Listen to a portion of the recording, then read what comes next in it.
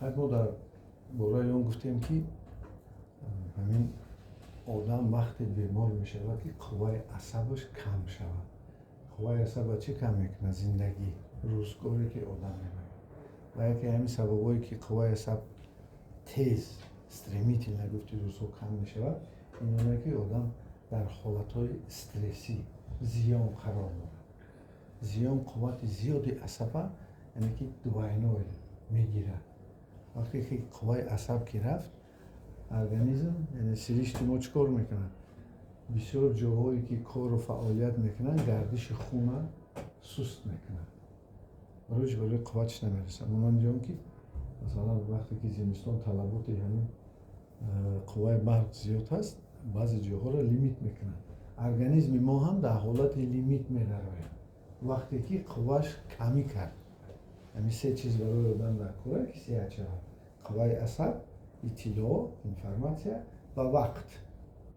بسیار وقت ما اشتباه میکنیم در بعضی کارو حتی در طبابت اشتباه کردیم و البته همه چیز در دوره وقت گذاشته است برای این صبر کنیم که اشتباه کاری طبابت و ویرون میکنیم.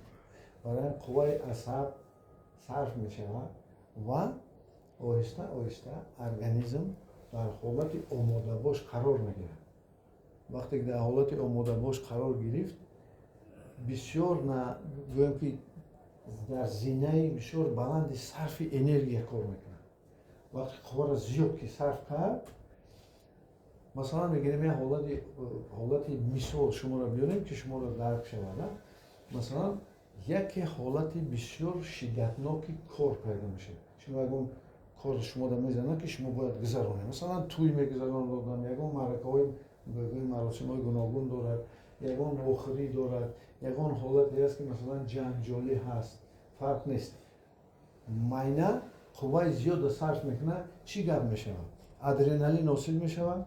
ادرنالین 10-20 حساب بلند میکنه فشار مشکل را کشش میده، قدود زیر معده را کشش میده، تلخه را کشش میده، عموما رگ‌ها را تنگ میکنه، گردش خون بسیار به شدت میشه، کار دل میتیزانه، نفس را تیز تیز میکنه و هوکزو کارهایی که یک چی؟ یک ادرنالین میشه. ارگانیزم همین حالت اگر گذشت یعنی که شما تونستید اون کارتون نبود کنید آرام شوید شکرانه کنید که بدنتان آرام شد اگر که نشد همین برای بدن عادت می شود. آدم همین حالت نبراید قوای زیادی مثلا گلوکوز به خون پرتافته می شود، انسولین پرتافته می شود، زیدی مثلا داروهای استرسی پرتافته می شود، کارهای دیگری گرمانی می شود سبب ماندشوی عصب می شود. و همین طور ماندشوی عصب چی دارد؟ زمینه برای دیگر کسلا می سازد. مثلا دورین بلند شد ارگانیزم اگر خوبش کمی کرد میتونه که ریسک دورین پس شود یا که میتونه که ریسک دورین بلند شود یا که در نتیجه حاصل شدن زیاد انسولین همون قدود زیر معده حجره های لنگ انگلیس مانده می شود و در نتیجه انسولین حاصل نمیشه میشه بیماری قلب یا که دیگر بیماری دیگر مثلا از اون جمله گردش خون که نادرست شد در معاینه سر اشتها یا هست یا اشتها یا نیست این وابسته است از همون دستچک‌هایی که در معاینه سر کار میکنن یا که آمدن خواب یا که بیخوابی همه این از چیست؟ از حساب معاینه سر همینا بیرون شدن میگیرن و کسلی های دیگر تنگی پیدا میشن. برای همین سری وقتای ماندشوی عصب و طبابت گرفت چون که دکترایی که طبابت تنگی سوماتیکی میکنن اینا با تنه سر کار دارن و بدن وقتی کسل شد اما حالت سر کار میگیرن. حالت ماندشوی عصب این همچون تشخیصی ناراحتی های فونکسیونالی رسویست و که نه کسل است نه صحت میمونن این زمینه برای کسلی های دیگر میسازن. متاسفانه بسیار وقت آدم‌ها دقت نمیتن دکترها هم مثلا جدی نمیگیرن میگن اونقدر بیماری نیست همین سبب میشود که آدم با کسلی گوناگون گرفتار میشه. چیکار میکنیم ما که آمد یکم اطلاع درستش میتیم حالت چخیله است آدم باید بدونه که چی تشخیص های چی دیاگنوز داره و توچ بدونه که نمی دیاگنوز من همینه و ما باید طبابت کنیم. خیلی کمه که ما تشخیص درست نمونیم. خدا عقلمون نگیره، ما همین تشخیص درست که موندیم تباباتش آسان میشه، برای که همه بیماری ها معلومند در دکتری در تیب. مسئله دیگر ما چیزی که هست ما کوشش میکنیم که حالت معاینه سر کاری و آرامش برقرار کنیم. یعنی معاینه سر شب دم بگیره، حالتهای دمگیریش پیدا کنند. وقتی که خواب درست رفت روزانه خواب آلود نمیبیاید، در نیمی کار خوابش نمیبرد، چون که باید خوابی براحت گرفت شد، خوبای عصب برقرار میشه، غذاهای لازمیش میتیم. یعنی که میفرماییم که این اون چیزا بخور، یعنی چیزی به مزه نه، چیزی لازمی، یعنی همین پرهیز میگن. پرهیز یعنی دیتیکی، این همین است که وقتی که انسان غذاهای لازمی رو میخواد، یک نارسایی یاد ذوق میکند، یک نارسایی آهن کمخون میکند، مثلا ما در زنهای عزیزی و محترم خود میبینیم. یک مثلا نارسایی کلسی استخوان ملای میکند، عصب گیجلا میکند، اپیلپسی میکند.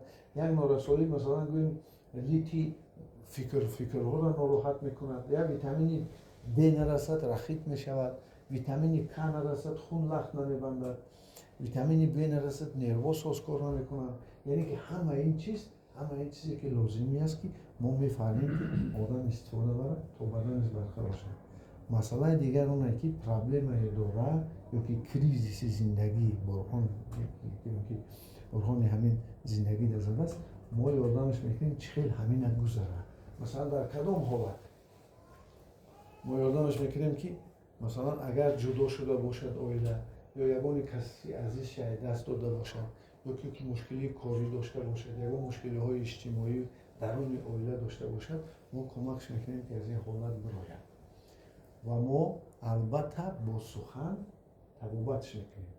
سخن در معنی سر صورت میشه، حس میشه، سخن از خاطره میمونه، در خاطره میمونه، از خاطره میبره، سخن سبب پیدا شدن دوره میشه.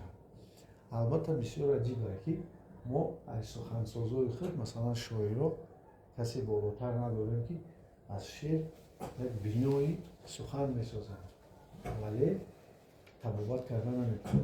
برای همین سخنشفا پیامبر پایان از شاعر بالا است. سخنشفا کسی است که هر یک کلمه را میبونه که کجای معنی سر میرود، کدام معنی سر را بیدار میکنه. و چیز دیگری که ما در اینجا کمک میکنیم، این آدم کار کردنش با فیزیک کوانتی است و انرژی کیهان است.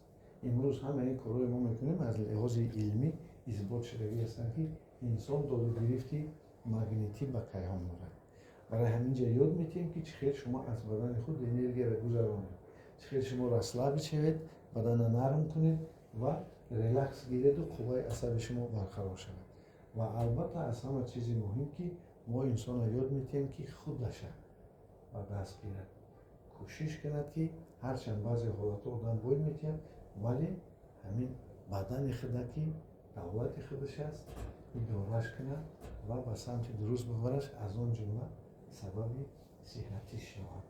خودتان دوست بداره، سکوت‌های مشق‌های روانی تاجیکی را اجرا کنید تا که از جمله سالمان باشید. انشاء خدا.